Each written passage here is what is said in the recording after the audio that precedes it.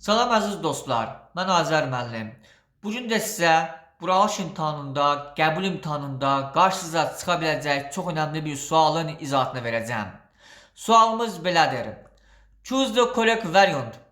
European Games brought fame. Bu sualda bizdən soruşur ki, biz boşluğun yerinə hansı kəmiyyət bildirən sözləri qoysaq, cümləmiz doğru alınar. Burada biləcəyimiz iki önemli qayda var. Birincisi, fame sözü sayıla biləndir, yoxsa sayıla bilməyəndir. İkincisi, sayıla bilən isimlərin qarşısında hansı kəmiyyət bildirən sözlər işlənir, sayıla bilməyən isimlərin qarşısında hansı kəmiyyət bildirən sözlər işlənir. İndi gələk fame sözünə. Fame sayıla bilməyən isimdir. Birdə maç yazıb. Maç sayıla bilməyən isimlərin qarşısında işlənir.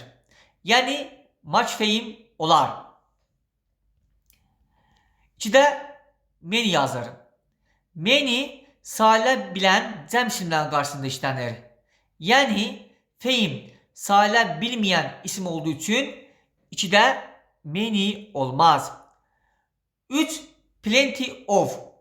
Plenty of həm sayıla bilən isimlərin, yəni sayıla bilən cəm isimlərlə, həm də sayılmayan isimlərlə işlənir. Yəni plenty of fame ilə bərabər işlənə bilər. 3 doğrudur.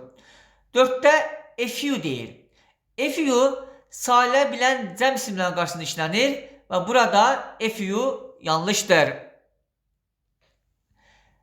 5. Only a few.